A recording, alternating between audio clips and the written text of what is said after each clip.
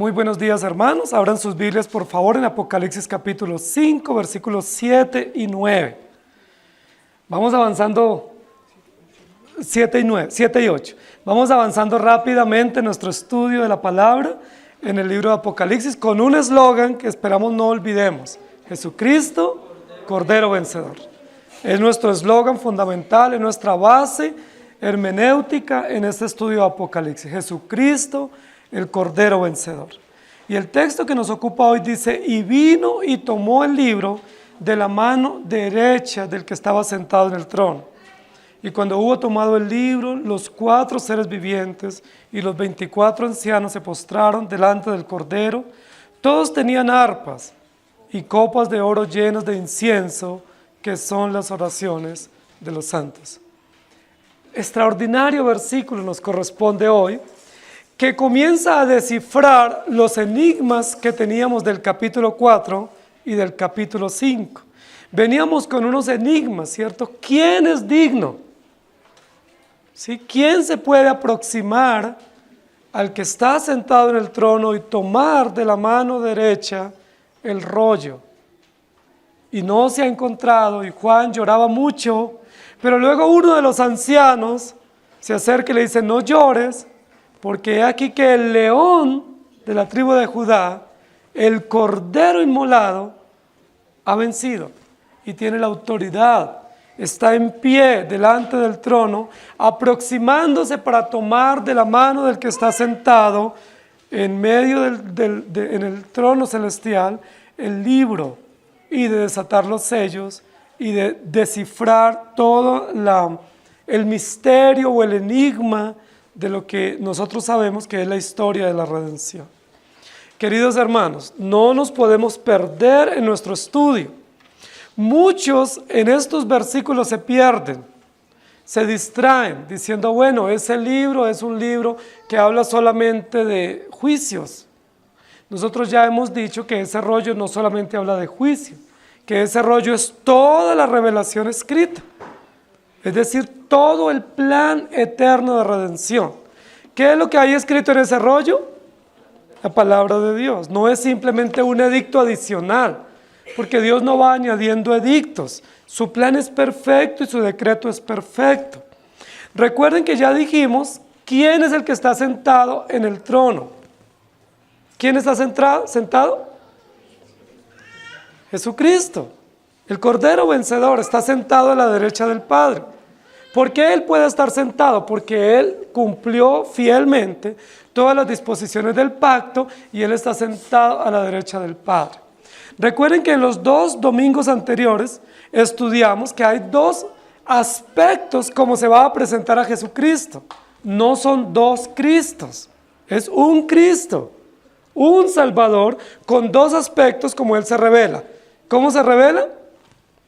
Como el león, ¿sí? El animal feroz, temerario, tenebroso para nosotros, terrorífico. El león, el rey, representa el reinado absoluto de Jesucristo y representa todo su juicio, su poderío y su autoridad absoluta.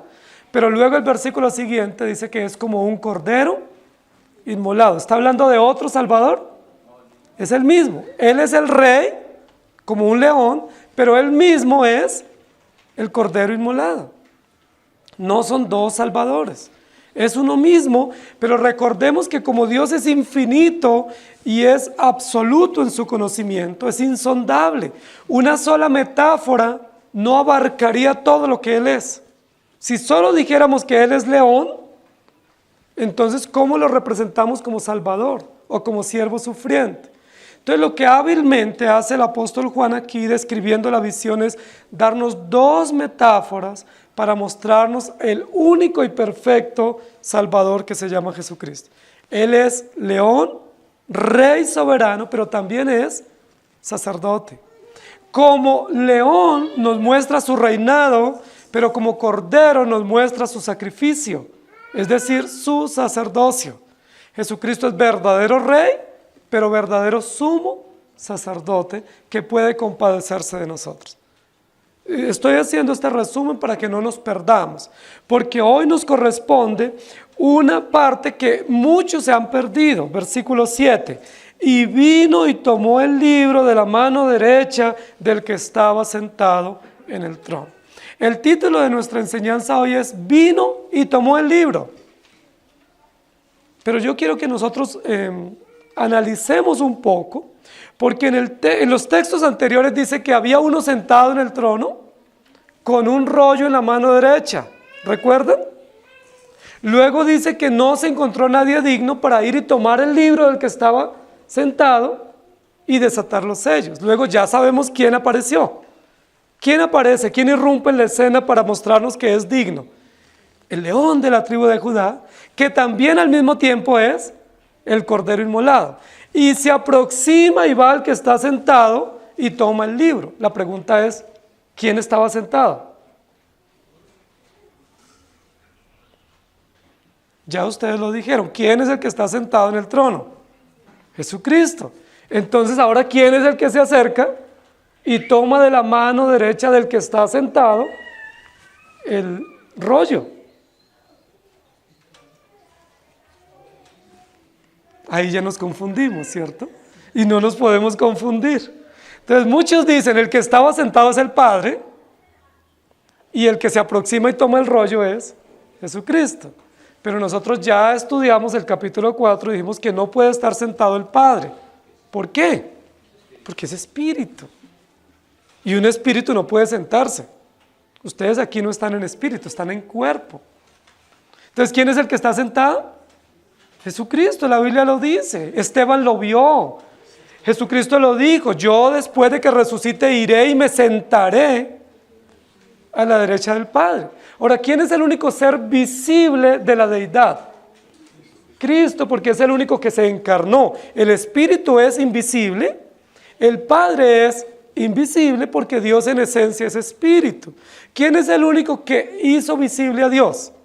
Jesucristo, porque Él se encarnó y Él resucitó en cuerpo y Él dijo, miren, toquen mis manos y mi costado, yo soy. Y luego subió y lo vieron. No era un espíritu, era visible, lo podían tocar, lo podían palpar. Él comió después de su resurrección, ¿recuerdan? Para Él demostrarles que no era un espíritu, que no era una silueta, que Él es verdadero Dios, verdadero hombre con cuerpo glorificado. Pero Él subió y Jesús les dijo, cuando iba subiendo, que iba a estar sentado a la derecha del Padre. Entonces, ¿dónde está Jesús en este momento? Sentado a la derecha del Padre, en su plenitud, en su deidad, en su revelación eterna, como Dios verdadero, como Jesucristo con toda la plenitud de la deidad, está sentado a la derecha del Padre. Muy bien. Entonces, ¿quién es el que se aproxima a tomar el rollo? Versículo 7. Y vino y tomó el libro del que estaba sentado. Claramente está hablando de dos personajes. Uno es el que está sentado y otro es el que se acerca. Ahora, ¿quién es el que está sentado? Jesucristo. Muy bien, ¿estamos de acuerdo? No hay confusión. Ahora, ¿quién es el que se acerca? Tiene dos características. Es el león de la tribu de Judá y es el cordero inmolado. Entonces, ¿quién es? Jesucristo. No puede ser el Padre, porque el Padre es espíritu, porque nunca la Biblia dice que el Padre está sentado y porque Él no se ha encarnado. Y el que siempre se ha anunciado que estará sentado es Jesucristo, porque es juez y es rey visible, y juez visible, no juez espiritual. Para que haya un juicio verdadero tiene que haber un juez real, no espiritual. Para que haya un rey no tiene que haber un rey real, no un rey espiritual. Nuestro rey es real, es Cristo, nuestro juez es real, es Cristo, y nuestro sumo sacerdote es Cristo. Entonces está sentado, pero ¿quién se acerca? Es Cristo también. ¿Cómo lo entendemos? Lo tenemos que entender de la siguiente manera. Cuando dice la Biblia que hay alguien sentado en el trono, está hablando de la plenitud de Cristo. Está hablando de la perfecta revelación de Cristo como Dios, como Señor y como Redentor absoluto y perfecto. Como dice Colosenses, en Él habita toda la plenitud de la deidad. Es el que está sentado allí, es Dios. Es el trono de Dios. Es el trono del Cordero y está sentado Jesucristo en su máxima expresión, permítame esa referencia, en su máxima plenitud. Sin embargo, para que se haga evidente la dignidad del que va a desatar o a revelar ese misterio, se necesita que cumpla características. ¿Qué características? Hombre perfecto, hombre revelado históricamente, hombre sin pecado y que haya muerto y resucitado. ¿Quién es? El león de la tribu de Judá, el cordero inmolado. Entonces estamos ante dos revelaciones que en esencia es una revelación. La revelación eterna de Cristo y la revelación histórica de ese mismo Cristo. Porque Cristo es Dios eterno, pero el Dios eterno que es Jesucristo se revela históricamente. ¿Sí me hago entender? Cristo es eterno Dios, en el trono que gobierna y ejerce autoridad. Pero ese eterno Dios, representado por Jesucristo en el trono, se manifestó históricamente, se nos reveló históricamente. ¿Cómo se reveló históricamente? Encarnándose, viniendo de la dinastía davídica, león de la tribu de David, y se manifestó históricamente como sacerdote vicario, es decir, como cordero que entregó su vida en el matadero. ¿Sí me hago entender? Estamos hablando de la misma persona, pero hablando de los dos aspectos de la revelación. Una es la revelación absoluta, plena y eterna, y la otra es la revelación histórica, visible, conocida a través de metáforas y de ejemplos. Jesucristo, como revelado eternamente, es Dios en el trono. Nunca ha dejado el trono. Siempre ha gobernado en el trono porque es Dios. Pero Jesucristo en su revelación histórica descendió, se humanó y se presenta como un cordero que va al trono y se posesiona y se presenta como un sacerdote que entrega su vida por nosotros. ¿Ahora sí es claro? Entonces, el que está sentado en el trono es Cristo eterno, absoluto, pleno, que gobierna con autoridad y con dominio, pero el que se acerca es el que es digno, es decir, él mismo, pero revelado en la historia, de tal manera que tanto en su absoluta plenitud como en su cumplimiento perfecto es el único digno. Y esto es maravilloso, hermanos. No se confundan. Esto es maravilloso, porque si Él es Dios absoluto, no puede haber uno digno diferente a Él. Siendo que Él gobierna, Él no pudiera decir, bueno, estamos esperando a ver quién pudiera cumplir unas cualidades, porque el único que las puede cumplir es Él mismo. No estamos hablando de dos dioses o de dos Cristos. Estamos hablando del mismo revelado en la historia de la redención. Por eso tiene tanto sentido la historia de la redención, la palabra de Dios. Porque la palabra de Dios lo que nos muestra es que Dios eterno se revela históricamente. El invisible se hace visible para que nosotros podamos creer en Él. Entonces vino y tomó el libro. ¿Quién vino? Jesucristo, inmolado. Jesucristo que viene de la dinastía real de David. Jesucristo histórico, Jesucristo manifestado, humanado, viene y toma el libro de la mano derecha del que está sentado, es decir, de Dios mismo, de Cristo mismo. Estamos ante una de las maravillas de la revelación, ante uno de los grandes misterios de la revelación. ¿Quién satisface a Dios? Dios mismo. ¿Quién cumple las disposiciones de Dios?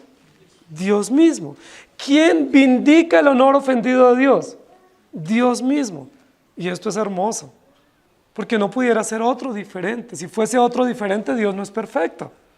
Supongamos de manera imaginativa que el que está sentado es Cristo, pero el que venció es un anciano. Entonces el que está sentado no es perfecto, ni es absoluto, ni es pleno, ni es suficiente, y no podríamos confiar en él. Supongamos que el que está allá es Cristo, pero un ángel fue el que se halló digno. Entonces toda la revelación se cae y no tiene ninguna validez ni ninguna dignidad de confianza en nosotros. Hoy estamos ante la mesa del Señor y en la mesa del Señor nos encontramos con ese mismo misterio. Dios dice, solo los que sean dignos pueden participar de la mesa. Pero luego Él dice, yo soy digno, cómanme a mí, porque yo soy digno. Es decir, Él nos da la demanda, pero Él mismo satisface las demandas que Él mismo establece. Y esa es la única esperanza para estar aquí. Porque si Él nos diera demandas, encargos, deberes, pero Él mismo no los cumpliera y los pusiera a nuestra cuenta, nosotros no tendríamos esperanza.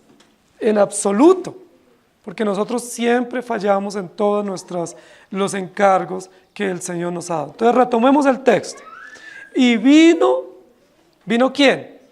Cristo en su cumplimiento histórico, en su revelación histórica del pacto, vino y tomó el libro. ¿Cuál libro? El decreto eterno de la redención, el libro del pacto, el libro de las disposiciones de Dios para salvar a su pueblo, lo tomó de la mano derecha del que estaba sentado en el trono, es decir, de Dios mismo, representado a través de Jesucristo en el trono celestial, en el trono eterno, en el trono sublime. Y cuando hubo tomado el libro, los seres vivientes y los 24 ancianos se postraron. Y yo quiero que nos detengamos aquí un poco, porque lo que vamos a enseñar en esta mañana es tres aspectos o tres manifestaciones de júbilo y de reconocimiento de ese momento sublime de la unión perfecta en la revelación, tanto de las disposiciones eternas de Dios como del cumplimiento histórico que se da justo aquí en este momento. Lo primero que hace es que vino y tomó el libro, pero no toma el libro de manera aislada. El texto nos dice que habían testigos de ese momento histórico. ¿Quiénes son los testigos? Versículo 8. Los 4 seres vivientes y los 24 ancianos. Y yo quiero que pensemos un poco en eso. Vino y tomó el libro delante de los testigos, o delante de unos testigos, o ante testigos. Eso es muy importante por varias razones. Primero, esta ceremonia que se está dando aquí es oficial, es una ceremonia oficial, y para que todo sea oficial, ¿qué se necesitan? Testigos, que atestiguen que lo que se está dando es real, es oficial, y no simplemente me contaron, sino hubo testigos. Cuando nosotros vamos a hacer algunas acciones, por ejemplo, si son civiles o legales, se requieren testigos, se requieren pruebas. Si vamos a un tribunal, se requieren testigos para que atestiguen si se condena a esa persona o se absuelve, ¿sí? A veces cuando nosotros tenemos una situación con alguien, la vamos a resolver, pero necesitamos testigos que se den cuenta de que esa situación se resolvió. O si yo debo un dinero, entonces yo busco un testigo y digo, mire, acompáñeme, yo voy a pagarle el dinero a esta persona, pero quiero que usted me sirva de testigo. ¿Por qué queremos testigos? ¿Por qué es necesario los testigos? Para que autentiquen lo que se está dando, para que den validez y para que ellos testifiquen que eso realmente sucedió así. ¿Recuerden que dijimos que el rollo está sellado? ¿Cuántos sellos tiene? 7. Y dijimos que la costumbre antigua en algunos edictos reales o imperiales era que hubiera testigos y los testigos ponían los sellos. Los 7 sellos eran 7 testigos que sellaban con sus anillos, dando la validez de lo que se estaba diciendo, y diciendo eso que está ahí sellado, realmente se escribió, se dijo, y somos testigos. Y recuerden que para desatar el rollo se necesitaban los mismos 7 testigos. Entonces estamos ante testigos. El rollo fue escrito ante testigos. En el trono celestial hay testigos. Y luego ahora, en esa ceremonia donde se encuentran la revelación plena y absoluta de Dios con la revelación histórica de Cristo, y se va a encontrar y se toma el rollo de la mano derecha, se necesitan testigos. ¿Quiénes son los testigos? Seres y personajes que nosotros ya hemos estudiado. Primero están los 4 seres vivientes. ¿Por qué es importante que primero estén los 4 seres vivientes? Porque los 4 seres vivientes representan el Evangelio. ¿Quién es el primer testigo de que Cristo cumplió todo? La palabra de Dios. El Evangelio que testifica que Cristo realmente se entregó, que derramó su sangre, es el primer testigo de que esa ceremonia se está dando. Recuerde que vimos que los 4 seres vivientes representan los 4 aspectos del Evangelio, como nos es revelado, ¿cierto? Jesucristo como verdadero Rey, como verdadero siervo, como verdadero hombre y como verdadero Hijo de Dios. Pero ¿cuáles son los siguientes testigos? Los 24 ancianos. ¿Qué valor cumplen estos ancianos tan importantes? Recuerden que no dice los 24 creyentes, sino 24 ancianos. Y los ancianos significan autoridad, significan oficialidad, significan gobierno de la iglesia. Y hemos dicho ya en varias oportunidades que los 24 ancianos representan simbólicamente a los salvos de todos los tiempos. Los salvos del Antiguo Testamento y los salvos del Nuevo Testamento. 24 ancianos. Entonces, ¿quiénes son los testigos de ese momento extraordinario donde es tomado el rollo de la mano derecha? El Evangelio atestigua, pero ¿quién más atestiguan? Los beneficiarios del Evangelio, es decir, los ancianos representados allí y representando toda la iglesia, todos los creyentes. Hermanos, esos 24 ancianos nos representan a nosotros. O sea, nosotros no aparecemos ahí, vamos a aparecer más adelante. Pero en esa ceremonia usted y yo como creyentes estamos representados a través de los 24 ancianos que dan fe oficial de que eso realmente aconteció. Si hubiese alguien que no pudiese dar fe, pudiera intervenir y decir, un momento, una moción, no estoy de acuerdo con lo que se está celebrando. Yo no puedo atestiguar de eso, pero no va a suceder en esta ceremonia, porque toda la ceremonia es legal, es oficial y es con testigos reales y testigos fieles de esta ceremonia de entronación. Hermoso eso, hermanos. Hermoso que en esta ceremonia, donde la revelación histórica y la revelación plena y absoluta tienen cumplimiento, hayan testigos y los testigos seamos nosotros. Ahora, ¿con qué autoridad nosotros podemos ser testigos? Con la autoridad del Evangelio, simbolizada por los 4 seres vivientes, porque no tenemos autoridad propia. De seguro que ni usted ni yo tenemos autoridad para decir, sí, eso que está sucediendo es oficial, o yo atestiguo que eso es así, porque nosotros somos pecadores y somos finitos y no entendemos la complejidad de la revelación. La única autoridad o el único derecho que tenemos para estar representados en estos 24 ancianos es la autoridad del Evangelio. Por eso primero aparece el trono, luego los 4 seres vivientes y luego los 24 ancianos que por la acción del Evangelio pueden llegar al que está sentado en el trono. Y vino y tomó el libro del que estaba sentado en el trono. Primera de Timoteo 2:5 dice, porque hay un solo mediador porque hay un solo Dios y un solo mediador entre Dios y los hombres, Jesucristo, hombre. Y esto es importante, porque para muchos los 24 ancianos serían como creyentes de una categoría superior que median entre Dios y la iglesia, o entre Cristo y la iglesia. Nosotros no podemos aceptar ese pensamiento, porque nosotros no podemos ser mediadores. Nosotros como ancianos aquí al frente de ustedes no somos mediadores entre ustedes y Cristo, porque recuerden que el velo se rompió y todos los creyentes tenemos libre acceso al trono de la gracia. Y recordemos que nosotros como ancianos velamos por la vida de ustedes, pero no somos ni mejores que ustedes, ni tenemos más autoridad delante de Dios, ni tenemos la capacidad de ser mediadores. Somos más bien más responsables, pero con las mismas cualidades que ustedes y yo tenemos. Los ancianos tienen la misma categoría que todos los creyentes acá en la tierra. No hay un anciano con más poder que otro. Ellos sencillamente están allí para reconocer que todo lo que se está dando es oficial y que el que está acercándose a tomar el libro, realmente tiene toda la dignidad. ¿Cómo sabemos que tiene la dignidad? Por el Evangelio. Vamos al texto número 8. Y cuando hubo tomado el libro, los 4 seres vivientes y los 24 ancianos se postraron delante del Cordero.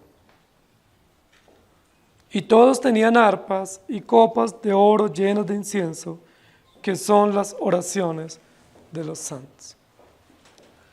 Este texto, permítame entenderlo un poco más, porque hay algunas versiones un poco más antiguas que nos ayudan a entender mejor la traducción de este texto, y algunas de estas versiones antiguas nos indican que probablemente hubo aquí un pequeño error de traducción en el siguiente sentido. Porque los 4 seres vivientes y los 24 ancianos son los testigos que están en pie en esta ceremonia, de manera jubilosa y de manera extraordinaria, permanecen en pie. Pero luego dice que se postraron. ¿Quiénes son los que debieron haberse postrado solamente? Ante la magnitud de esta ceremonia y ante aquel que es digno. Los 24 ancianos. Son los 24 ancianos los que le deben al que está sentado y al que es digno, le deben reverencia, adoración y sumisión. Cristo no se sujeta o no se postra sobre sí mismo. ¿Quién es el que se postra? Los creyentes. Somos los creyentes representados a través de estos 24 ancianos los que nos postramos delante del Cordero, porque los 4 seres vivientes representan al Cordero mismo, o el Evangelio mismo, o el carácter de Cristo. Entonces pudiese ser así, y los 24 ancianos se postraron delante del Cordero. ¿Por qué se postran? Porque reconocen la dignidad, porque reconocen la autoridad, reconocen la excelencia y la divinidad del Cordero y reconocen que efectivamente ellos están allí solo por la acción y la intervención del Cordero inmolado de Dios, que se llama Jesucristo.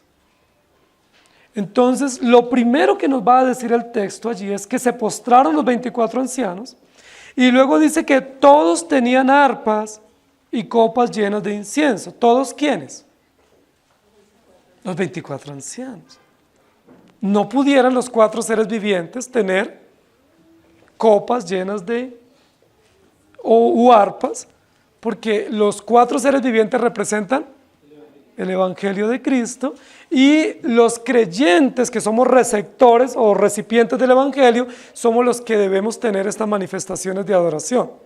¿Recuerdan en el texto cuando dijimos que tenían coronas? ¿Quiénes tenían coronas? Los 24 ancianos, no los 4 seres vivientes. Ahora, ¿quiénes son los que se postran?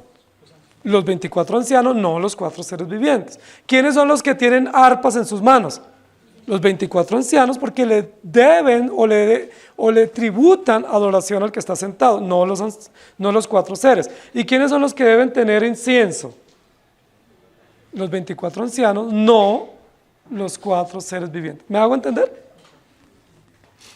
Y cuando hubo tomado el libro, los 4 seres vivientes y los 24 ancianos se postraron delante del Cordero, todos tenían arpas. Y yo quiero que nos detengamos aquí un poco para pensar en esta explicación que hace el texto de la calidad y la responsabilidad que ejercen los 24 ancianos delante del trono. Lo primero que vimos en un texto anterior es que los 24 ancianos tienen coronas, que no les pertenecen en sí, sino que son una expresión de la bondad y de la condescendencia de nuestro Señor Jesucristo a favor de la iglesia. Es decir, reinamos con Cristo, no porque ejerzamos autoridad, sino por la autoridad de Cristo. Lo segundo que va a decir aquí en este texto es que tenían arpas. Tenían una especie de liras para tocar delante del que está sentado en el trono. Y esta expresión es una expresión de adoración. No sé si ustedes recuerdan textos que hablan de arpas y salterios y címbalos. Los salmos, ¿cierto? Especialmente. Los salmos están llenos de alusiones a las arpas, a los címbalos, a los salterios, a las cítaras. ¿Y para qué eran usados esos instrumentos? Para exaltar, para tributar, para adorar, para reconocer a un rey o a alguien que está en autoridad, en gobierno. Las ceremonias con arpas siempre se hacían alrededor de los reyes o alrededor de los tronos. Siempre se tenían arpas. Y cuando nosotros hablamos de una arpa o un instrumento, una guitarra, un piano en nuestro tiempo, un violín, inmediatamente viene a nuestra mente alabanza, adoración, música, ¿sí? Instrumentos. No se tiene una arpa para decorar la casa, se tiene una arpa para alabar o para adorar o para tener música. Entonces miren lo importante aquí de lo que se nos está diciendo. El león de la tribu de Judá, el cordero inmolado, se aproxima para tomar ese rollo y dar testimonio de que se ha cumplido las disposiciones del pacto. Inmediatamente, ¿qué hacen los 24 ancianos? Se postran, pero todos tenían arpas en sus manos. ¿Qué es lo que nos está diciendo? Los 24 ancianos reconocen que esta ceremonia muestra a Cristo en su plenitud y se postran en adoración poniendo su rostro en tierra, pero teniendo arpas en sus manos. Es decir, la postración que ellos tienen, ¿qué indica? Una actitud de alabanza, de reconocimiento, de gratitud, de adoración a nuestro Dios. Y eso es hermoso, porque uno se puede postrar de miedo. Pero aquí ellos no se están postrando de miedo, se están postrando en una señal de adoración, de gratitud, de júbilo, de reconocimiento. ¿Sí? Se están hincando delante del Señor para decir, tú eres Dios, tú eres Señor, y te reconocemos. Ahora, ¿ellos por qué pueden reconocer a Jesús como Dios? Por la acción del poderoso Evangelio, por la acción del Espíritu Santo. No fue que ellos lo entendieron por sí mismos, ellos lo entendieron por el Evangelio. Salmo 33:2 dice, aclamad a Jehová con arpa, cantadle con salterio y decacordio. Aquí no dice que van a cantar, aquí solo dice que se postran y tienen arpas. Pero ustedes van a mirar el texto siguiente. ¿Qué dice el texto siguiente? Y cantaban. Estamos en el preámbulo. Recuerden que hemos dicho que el capítulo 4 y capítulo 5 puede simularse como una liturgia, como un culto público, donde hay todas unas entradas, unos preludios y unas oraciones y luego cánticos. Aquí estamos frente a esa parte. Va a comenzar el momento de adoración pública. Y para que comience la adoración pública entra nuestro Señor. Él es el objeto de nuestra alabanza. ¿Y qué hace la iglesia cuando ve que se abre el telón y comienza la adoración? Se postra, dispone su corazón, prepara su corazón y su vida para adorar al que está sentado. Qué extraordinario momento, ¿cierto? Hay una entrada, ¿sí? Hay una preparación, ¿sí? Y luego va a haber una invocación, para luego sí, con júbilo, celebrar la victoria de nuestro Señor Jesucristo. Esto es un culto.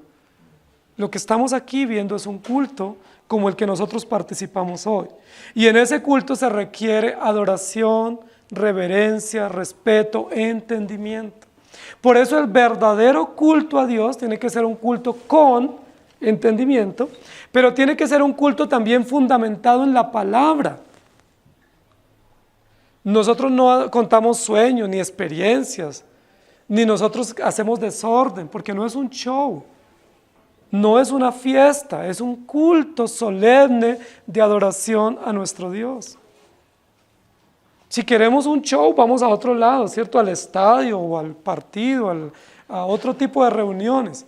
Pero venimos a adorar a nuestro Dios, se requiere respeto, se requiere conocimiento, entendimiento, y todo lo que hacemos es lo que está consignado en el rollo que lo desató nuestro Señor Jesucristo. Jesucristo va a ser reconocido por los 24 ancianos. Se postran, tienen arpas, señal de su gratitud, de su adoración, de su alabanza, de su exaltación al Señor. Y miren, hermanos, lo importante de las alabanzas en el culto, porque en este culto celestial hay alabanzas, hay himnos, hay cánticos, y qué importante que nosotros podamos cantar, que nuestros hijos canten para Dios. La música, los cánticos son parte importante de nuestra gratitud al Señor.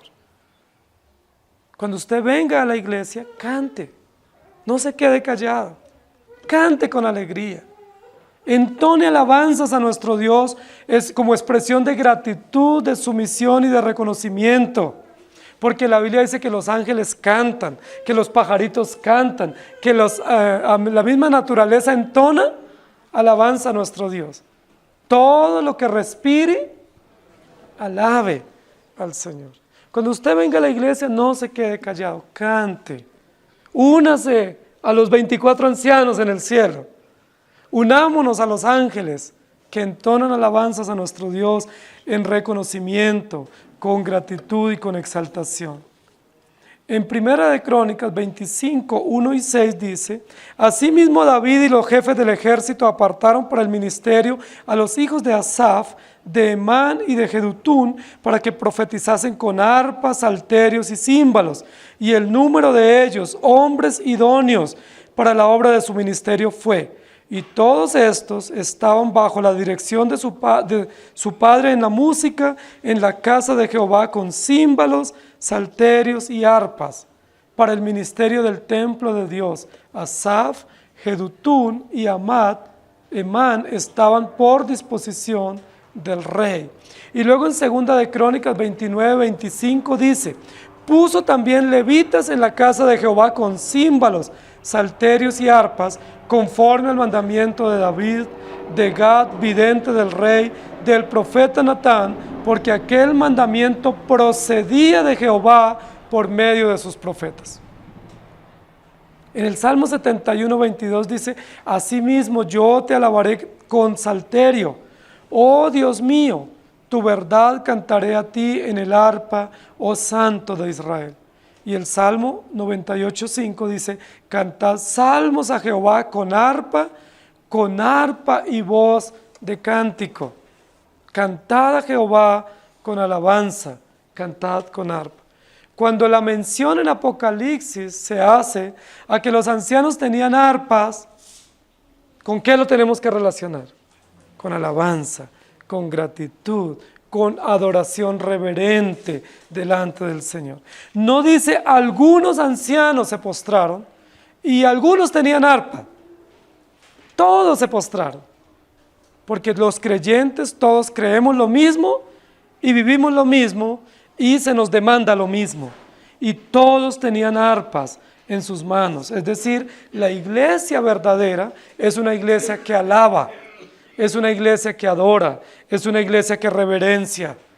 Todo creyente que adora y que alaba y que reverencia es un creyente verdadero. No se nos permite a nosotros la irreverencia o el irrespeto o la indiferencia ante la gratitud a Dios. Somos gente grata por la obra perfecta de Jesucristo. Y luego continúa diciendo que todos los 24 ancianos tenían copas de oro llenas de incienso, que son las oraciones de los santos. Y esta parte es una parte muy hermosa también de la descripción del texto. Los ancianos no han dicho nada hasta ahora, solo se postran, tienen en sus manos arpas y en su otra mano copas de oro llenas de incienso. ¿Recuerdan ustedes el lugar del incienso en el templo de Salomón? En el tabernáculo. Habían dos acciones que se hacían con incienso en el tabernáculo. Uno era el altar del incienso.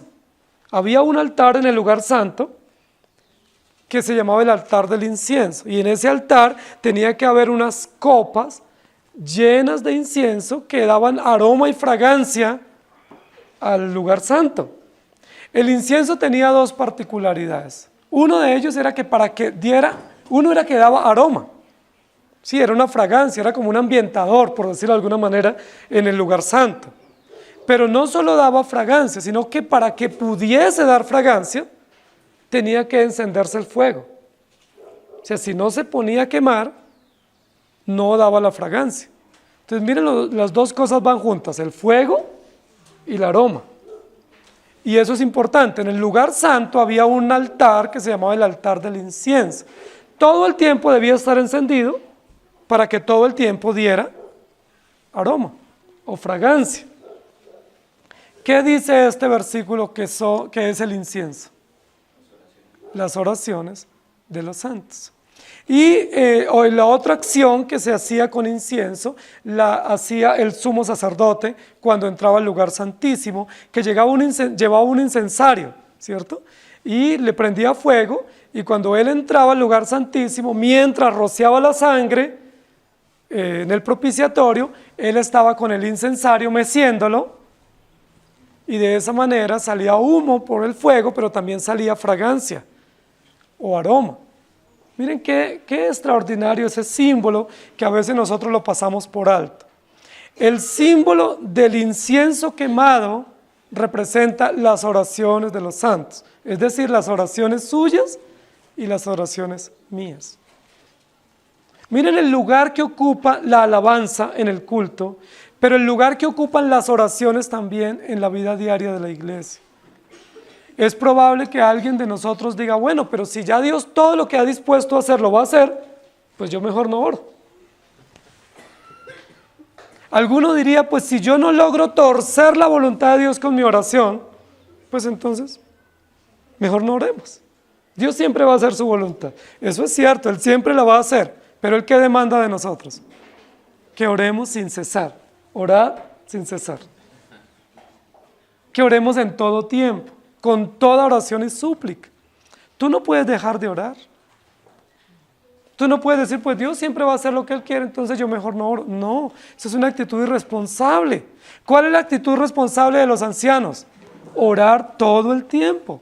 No para cambiar la voluntad de Dios, no para lograr los objetivos, sino orar como acción de gracias por la obra perfecta de Jesucristo. Entonces la pregunta es, ¿usted está orando todo el tiempo? ¿O llevamos una semana sin orar? Porque ¿cuál es la aroma del creyente? ¿Cuál es la fragancia de la iglesia? La oración. ¿Sí? ¿Cómo nuestra vida va a tener fragancia? ¿Sí? Va a tener el fuego del Espíritu, el fervor del Espíritu cuando oramos. Si a ti se te olvida orar, es muy probable que tu vida cristiana no tenga el fuego del Espíritu, el fervor, y que por supuesto no tenga la fragancia. Sí, ese gusto, ese aroma, esa esencia hermosa de la palabra de nuestro Dios. ¿Para qué sirve la oración? Si no cambia la voluntad de Dios, si no es para lograr nuestros objetivos, ¿cuál es el propósito de la oración? Descansar en el Señor, deleitarnos en su voluntad, adorarle y reconocerle por lo que Él es, exaltarle en sus atributos y descansar en su perfecta voluntad. Cuando nosotros no oramos, somos creyentes fríos, somos creyentes que no tenemos esperanza, somos creyentes atribulados, porque las presiones de la vida generan un impacto terrible en quitarnos el gozo, quitarnos la gratitud, en llenarnos de estrés, de preocupaciones, nos vuelve irritables. Pero cuando nosotros oramos, ¿qué sucede en nosotros? Tenemos vida, las cargas se quitan, encontramos esperanza, encontramos cómo se mitigan todas las angustias y las presiones y nosotros comenzamos a ver de una manera diferente. Este es un llamado para orar. ¿Qué hacen los 24 ancianos en el cielo? Oran todo el tiempo. ¿Qué hacía el sumo sacerdote? Presentaba las oraciones. Cuando el sumo sacerdote pasaba del lugar santo al lugar santísimo con el incensario, él lo que hacía era representar a todos los creyentes en sus oraciones. Hermanos, cada vez que tú y yo oramos, esa oración sube al cielo. Dios la escucha. ¿Quién se encarga de llevar esa oración? El Espíritu Santo. Las oraciones nuestras no son sin sentido. Nosotros oramos a un Dios vivo y poderoso. Y debemos orar siempre, queridos hermanos. No dejemos de orar. El domingo pasado tuvimos una celebración recordando 3 hermanos que Dios sanó. ¿Por qué los sanó? Porque Dios es poderoso, pero ¿qué usó? Las oraciones de la iglesia. Si yo les diera la oportunidad hoy para que dieran testimonio de si Dios les ha respondido sus oraciones, yo estoy seguro que sí les ha respondido sus oraciones. ¿Qué debemos hacer? Orar siempre. Las oraciones son las copas de incienso que se presentan delante del Señor. ¿Qué es lo que representan entonces los 24 ancianos en el trono? Que la iglesia aquí militante todo el tiempo alaba y todo el tiempo ora. 2 deberes fundamentales de usted y mí. No vayamos a decir, bueno, eso es lo que vamos a hacer cuando estemos allá. No, eso es lo que tenemos que hacer aquí, y los 24 ancianos son solo una representación de lo que toda la iglesia hace a lo largo de los tiempos. La Biblia dice, ¿está alguno enfermo? ¿Sí? ¿Está alguno triste? Cante, cante y ore. Mire, hermanos, qué fórmula para la alabanza, qué fórmula para la gratitud y qué fórmula para el éxito. ¿Quiere usted vivir feliz? Cante al Señor. No le cante al despecho ni al desamor. Cántele al Señor. Exalte los atributos de Dios. ¿Está usted triste? Ore. Haga oración. No importa el momento, donde esté, en su casa o en su trabajo, ore al Señor. Cualquiera sea su situación. Por eso dice la Biblia, orando en todo tiempo, con toda oración y súplica en el Espíritu. Usted va a emprender un viaje, ore. Sale de su casa, ore. Llega de su trabajo, ore. ¿Por qué? Porque la oración es un incienso, es un bálsamo, es una expresión de dependencia de nuestro santo Dios y sube a la presencia de Dios como un olor grato. Si alguien llega a su casa y no saluda, ¿usted qué piensa de esa persona que no saluda? Si usted lo invita a un café y esa persona dice, ay no, yo no quiero o no me gusta, ¿usted qué piensa? Si esa persona come lo que usted le da y no da gracias, ¿usted qué piensa? Y si se va y no se da uno cuenta que hora se va. Pero así somos nosotros como hijos de Dios. Como creyentes somos así. Nos levantamos y no damos gracias.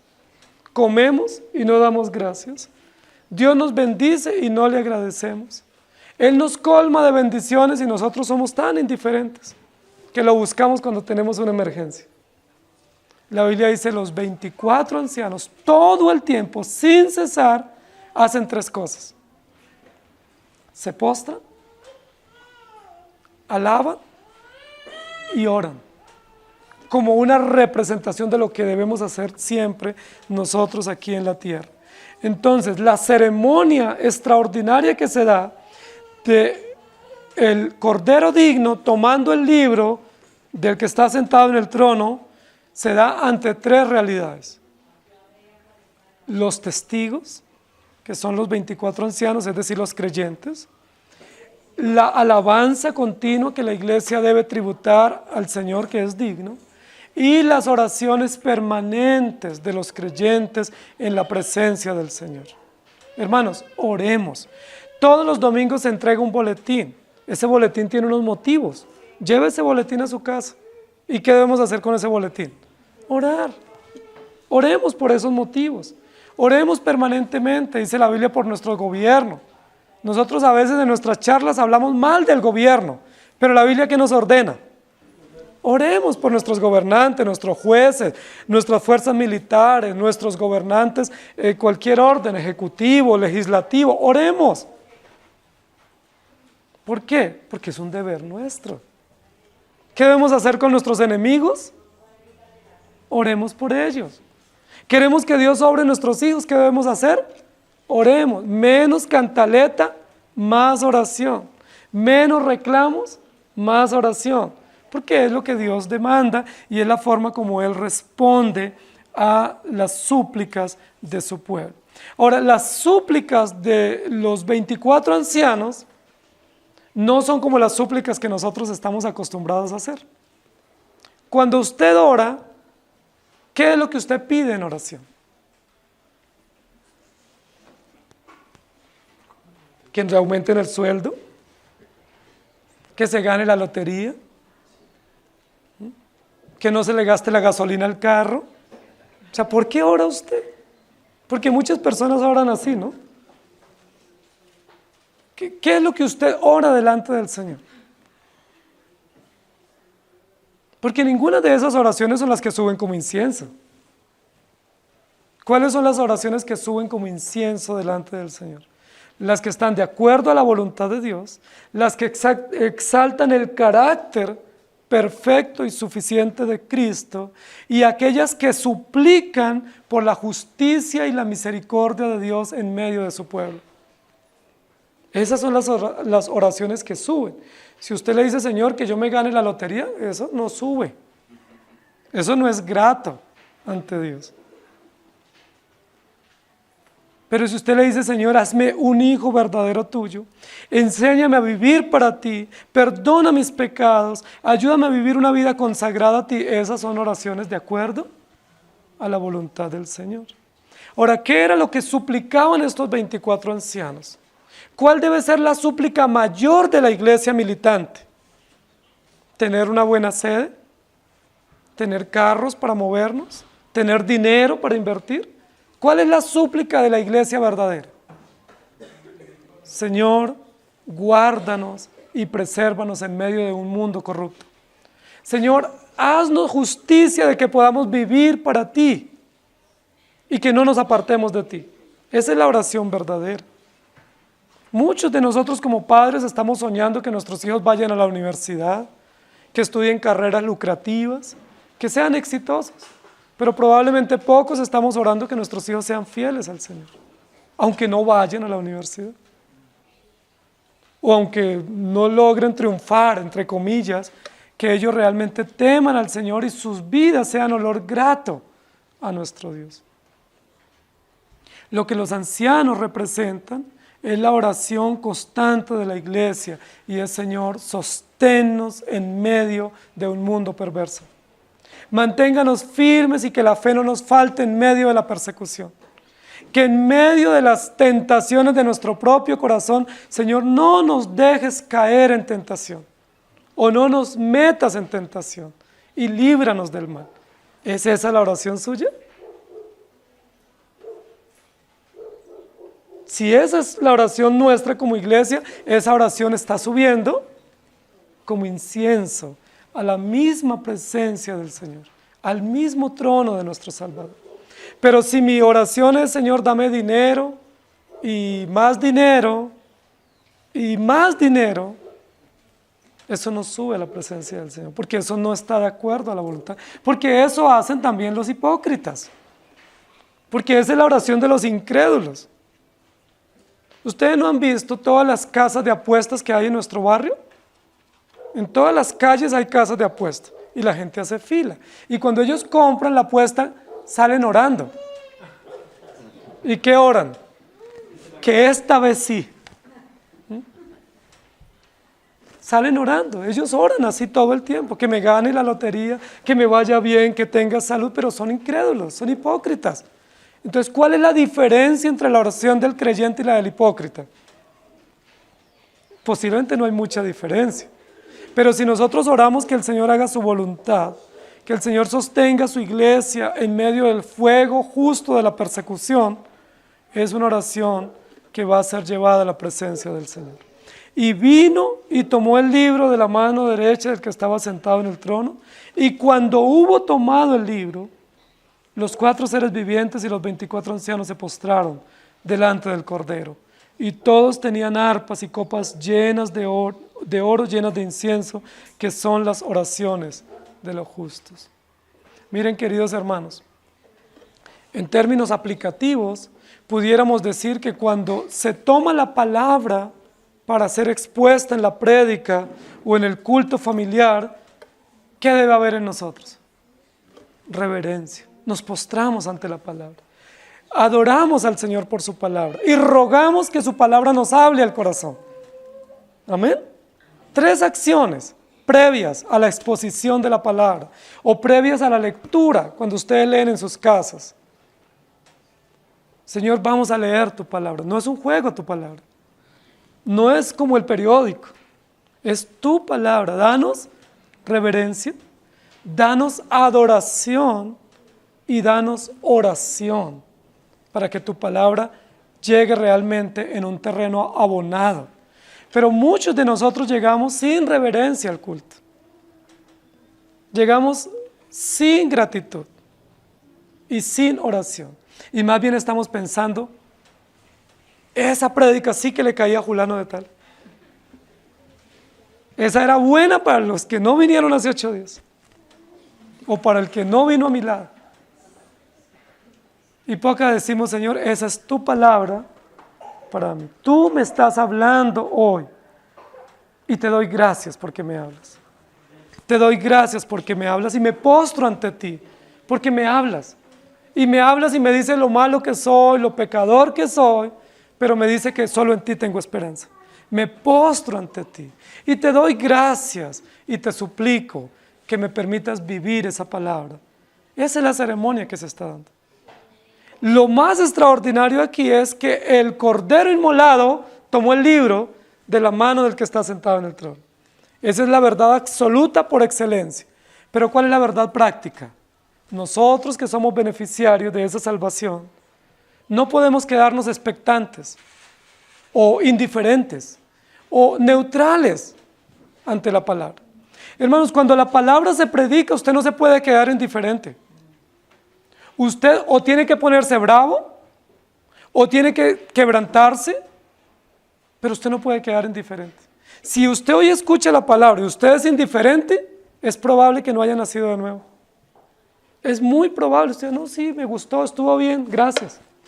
Usted tiene que o se quebranta y llora por la palabra, o usted se humilla ante la palabra, o usted se molesta con la palabra. Pero algo tiene que suceder, porque esa es evidencia de que Dios está en nuestro corazón. Yo me puedo molestar y decir, dura es tu palabra, Señor. ¿Se acuerda que así lo hicieron algunos? U otros se quebrantaron, se compungieron de corazón y dijeron, Señor, entonces, ¿qué haremos? Porque tu palabra es dura y no podemos quedar indiferentes. Los 24 ancianos, en semejante espectáculo de luces, de color tan extraordinario, tan lleno de detalles, nosotros esperaríamos a los 24 ancianos así, expectantes. ¿Qué va a suceder? Pero dice la Biblia, ellos no pudieron quedar expectantes. Ellos tuvieron que postrarse. Ellos tuvieron que alabar y tuvieron que orar. Porque no se permite ser indiferentes o espectadores. Somos miembros vivos del cuerpo de Cristo. Y tenemos que participar. ¿Cómo participamos? Humillándonos. Participamos confesando. Participamos reconociendo. Participamos agradeciendo y participamos diciéndole, Señor, ten misericordia de mí. Si tú hoy fuiste un espectador, pues no hace la diferencia cuando uno va al estadio o al cine. Uno va de espectador. Pero en la iglesia no somos espectadores, somos miembros vivos y activos que recibimos la palabra. Que el Señor nos ayude.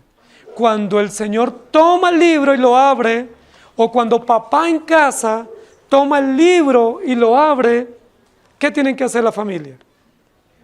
¿Qué tienen que hacer los hijos?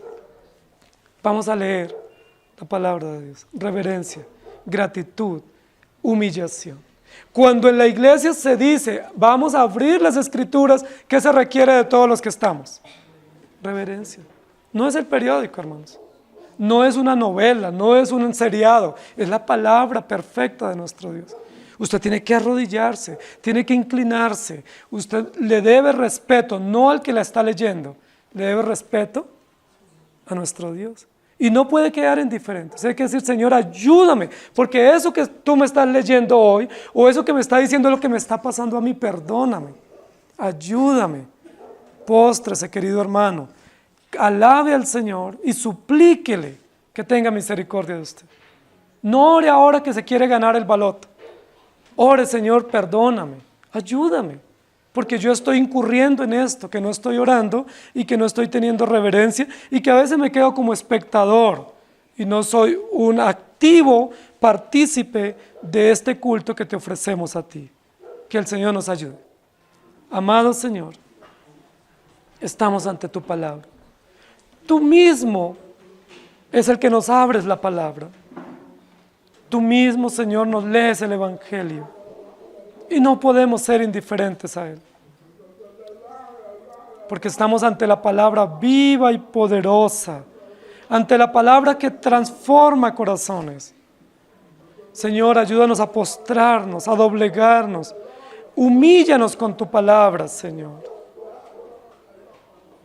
Estos ancianos que estaban en pie con coronas no pueden soportar tu palabra. Tienen que inclinarse. No pueden soportar tener la vista como espectadores simplemente. Tienen que cerrar sus ojos, tienen que abrir sus labios, tienen que doblar sus rodillas delante de ti. ¡Qué cuadro hermoso de la acción de tu palabra en la vida de tu pueblo! No podemos ser indiferentes a tu palabra. Tenemos que doblegarnos a ella. Si no nos doblega tu palabra, no nos doblega nada ni nadie. Si tu palabra no nos quebranta, no nos quebranta nada.